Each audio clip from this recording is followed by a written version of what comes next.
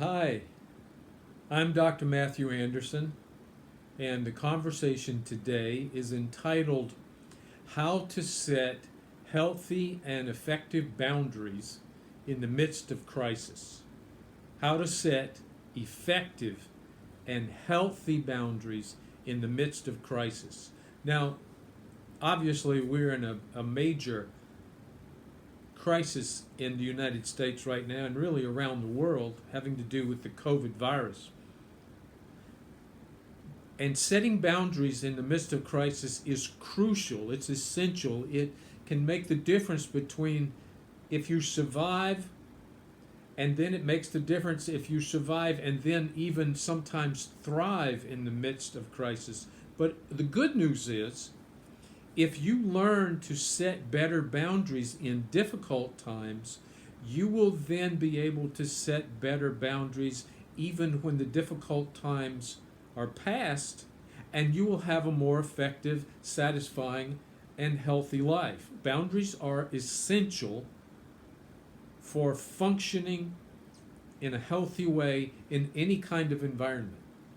Now, I'm talking about physical boundaries, I'm talking about mental boundaries, I'm talking about emotional boundaries, I'm talking about spiritual boundaries, I'm talking about internal boundaries and external boundaries.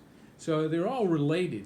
But the point that I hope that you will walk away from this as you listen to this brief conversation about boundaries is that they are very important, that they have a meaningful effect on a person's life. Boundaries are no boundaries, and they can help you be healthy. They can protect you from excess or extreme circumstances and help you nurture yourself and stay balanced as you progress through this thing that, yes, we will get through it, and hopefully you in particular, because you are listening to these exercises and ideas that I'm going to share with you, you're going to be a better person as you come out of it rather than a burnt out person. Now, I want to tell you a quick story about boundaries and something that you can definitely use. A little bit of background. Over the years, I have spent a lot of time, energy, and money going on what are called personal growth workshops. Sometimes they were a day long, sometimes 2 days, sometimes 3 days. I went on some that were 1 and 2 week longs, and I even went on one that was 30 days back in the 70s when I was like major gung ho about workshops. Now, a personal growth workshop is a time that you take away from your regular life and you go hopefully with some good leaders who are going to lead you through some interesting kinds of, we call them exercises, experiential exercises, meaning as you do the exercise, which might on the surface of it, like the one I'm going to tell you in a minute, be rather ordinary, but as you do it and pay attention to yourself, you pay attention to your feelings, your thoughts, your behaviors, you learn things about yourself that can be extremely healthy. And I'm going to tell you about an exercise right now that even as I talk about it, if you imagine yourself in it, you will learn something probably very useful about yourself. I hope so. So I'm on this workshop. There's maybe 30 something participants and some leaders, and they say, okay, we're going to do an exercise now. And the first part of the exercise is you look around the room and pick a person that you have not done an exercise with before. They wanted us to have a fresh experience with a new person, and there were lots of people on this workshop. We didn't know each other, so that was easy. So I picked a partner. They said, now stand in front of your partner and shake hands, your right hand to right hand, but don't let go. Just hold on to your partner. Get close enough so that's comfortable and hold the other person's hand. Now, then what we had to do was person A or person B, and I was person A first. They said, if you're person A, you're going to say the word yes. Person B, you're going to say the word no. No other words, just I'll say yes, my partner would say no. And our task for 3 minutes, once they said go, was to say the word assigned to us. The first one was mine, was yes, in as many ways as I could possibly imagine. To say it softly, quietly, gently, loudly, aggressively, passively, any way I could imagine saying the word yes. My partner's job was to say no as many ways as he or she could imagine. And we were supposed to do that for 3 minutes. At the end of 3 minutes, we'd be told to stop. And then we would sit down on the floor and talk to each other about what that was like, what we experienced. And then after that, we switched words, and I became the no, and my partner became the yes. And we did it again for 3 minutes, and then we talked about it. Then after that exercise, we talked about it the second time. Then as a whole group, all 30 people, we would share what our experience was. Now I want you to know something. It was amazing in what I learned about myself and really about other people as I did this very simple exercise. So I want you to imagine just for a moment that you're holding someone's hand, looking at them, and you're saying yes, and they're saying no, and you say yes, yes, yes, yes, yes, any way you want to say it. Your partner says no, no, no, no, in as many ways as they could. I know it sounds funny. It was at first. But then when we really got into it, we got very serious about it. Imagine how you might feel. And one of the things that happened out of this, and this is about boundaries, because yes and no are basic to boundary setting. If you can't make a clear yes or a clear no, your boundaries are going to be a mess. They're going to be a mess. So what I discovered, and this was years ago, I discovered that sometimes when I say yes, and this is true for a lot of people, sometimes when I said yes, then what I was really feeling was no, but I would say the yes. And I also realized that sometimes when I said no, I felt guilty. Now here I was in a room with a bunch of other people saying the same thing. It had no ultimate meaning to it in the moment. And yet when I said no, something happened in me and I felt a little uncomfortable. And then I started to realize I like to be what psychologists called an agreeable person. I like to get along with people. That's kind of basic to my personality type. I can generally be, there's some people who wouldn't say that about me, but most would say that. I like to be an agreeable person. I like to get along with other people. And so when I said no, no, no, something was uncomfortable. And then I realized I was afraid if I said no, maybe people wouldn't like me. When I said yes, I was comfortable more of the time, but sometimes I realized that I have said yes, used to do it. I don't do it very much anymore. I used to say yes when I would feel like saying no, and my yes then would not be trustable. So here's the thing I want you to remember. One of the things. If you can't say a clear no, none of your yeses can be trusted. I'm going to repeat that. If you cannot say a clear and honest no, out loud, no, then your yeses cannot be trusted, because sometimes your yeses are disguised no's. To be able to say no is essential to the creation of any kind of boundary, internal or external. You have to be able to say no to a child if you're in charge of that child, if you're a parent. The trouble with a lot of children now is the parents don't say no clearly. So the child realizes, when mom or dad says no, they don't really mean it. Because then I can go ahead and keep doing stuff. And they'll say no, and I'll say no, and they'll say no. And I just keep on doing it.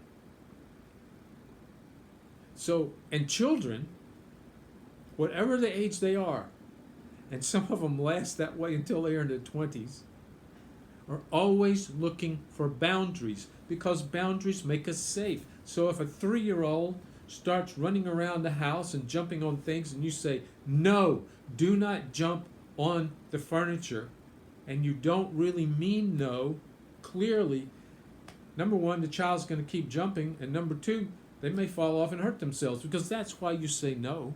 You don't want them to hurt themselves. Or some of you don't want them to get couch dirty, okay? I understand that too. So being able to say no, and I know as many people listening to this and watching this right now, you're saying to yourself, wow, he's talking about me. I have trouble with no. And we are in a time right now that we need to say no in order to protect ourselves and other people. Now, also, we need the ability to internally say no, or say no to ourselves. No, I'm not going to have that extra drink, or take that pill, or no, I'm not going to lose it and say something to people in my family or people I'm quarantined with, in a sense, I'm staying home with, that will hurt them. I need to set disciplines for myself. As you can say no clearly and with authenticity, then you are able to mean your yeses. Now, we also need to say yes in setting boundaries, meaning yes to myself. Yes, I'm going to take the time to be by myself. Yes, I'm going to take the time to take a shower or a bath and close the door and lock the bathroom so nobody bothers me and have some peace in here. Yes, I'm going to set a boundary with myself. I'm going to stop working and say yes to taking a walk, or whatever else it is that you need to do to take care of yourself. So I learned a lot on that workshop so many years ago about yes and no. There were many other things I learned in that workshop, but that was one of the very simple but powerful exercises. Every single time I say yes or no now, I am influenced by what I learned years ago, decades ago on that workshop. I hope that as you listen to this, if you are interested in setting healthy and effective boundaries, that you will keep in mind your no's are really important, just as important as your yeses. And once you get to the place where you can say a clear and effective no, then you are taking a giant step towards being able to take the next piece of this, and that is to learn to say yes in a way that is also authentic and effective. Now, setting boundaries is really important. We don't know what something is unless it has clear boundaries. Simple example, here's a rock. I know this might sound a little strange at first, but we know where the rock is because it's surrounded by not rock. It's a strange way of saying it, but it stops at the edges, and therefore we can identify it and we can interact with this rock in some effective way. If we're trying to interact with ourselves or with other people and their boundaries are not clear, if they can't say, for example, which I just got through talking to you about, if they can't say a clear no or a clear yes, we don't know exactly how to deal with them. And that's true about how they relate to us. So if I say set an effective boundary, you start with yeses and nos. And then it's important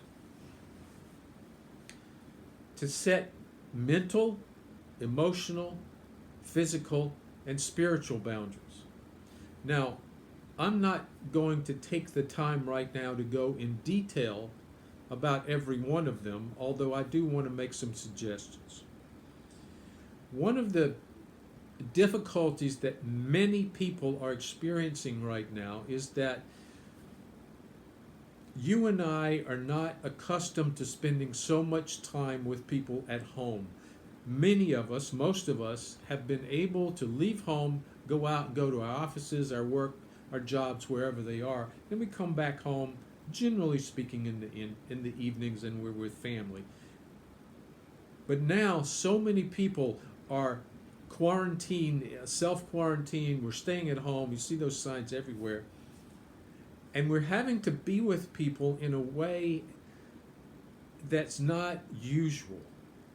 And often people are beginning to find that difficult.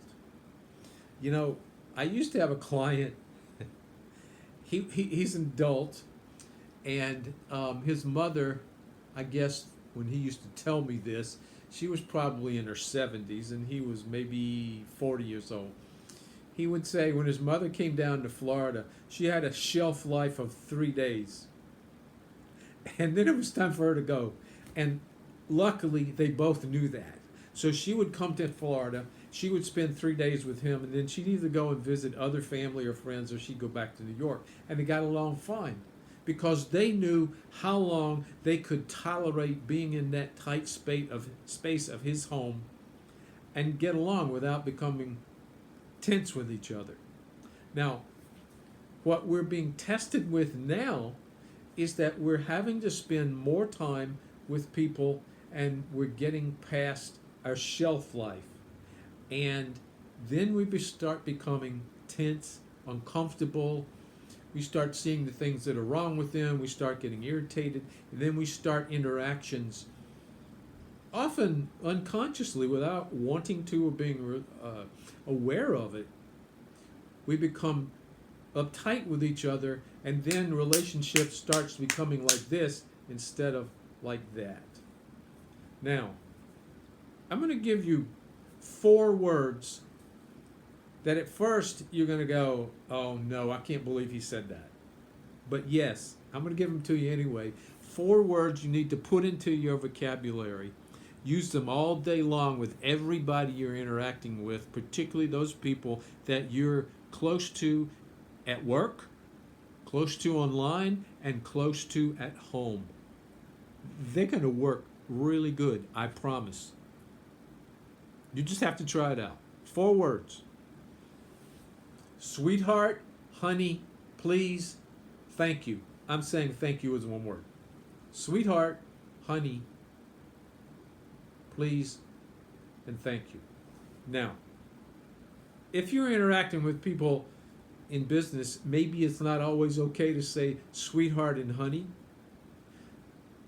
But in this environment, maybe sometimes it's a good idea. But definitely, if you're at home, you're dealing with family members, people you care about, up your game about loving, sweet talk. Up your game about it. And say, sweetheart. When you say sweetheart to someone or honey, no matter what happens, you know, I've even been to restaurants where waitresses would say that to me. And there's one part of my mind would say, you don't even know me. How come you're a honey? But another part of me thought or thinks, well, that's nice that person said that to me. But at home, it's really important. Sweetheart, honey, say it. You can get it out of your mouth and it will have an effect on those people. And also say please and thank you. Now, I am married to a person who is absolutely fantastic at that. She says thank you for everything that I do, and she's way better at it than I am, although I have upped my game enormously since we've been in a relationship. If I take out the garbage, she says thank you for taking out the garbage, even though I consider it my job, my responsibility. If I wash a dish, thank you for washing the dishes. If I make up the bed, thank you for making up the bed. Ordinary things, and I do the same for her. So ordinary things that we do in the house all day long. Honey, thank you for taking out the dog. Something happens to us when we say please and thank you. And I know that I'm into something. You may say to yourself, this is not anything to do with healthy boundaries. But yes, it is. The reason it is I'm putting a boundary around, I'm saying no to insensitive communication. I'm saying no to careless communication. I'm saying no to irritable communication. And I'm saying yes to caring, sensitive, thankful, grateful ways of relating to the people that I have to deal with professionally and in my family and at home. You can do the same. It will make a very big difference.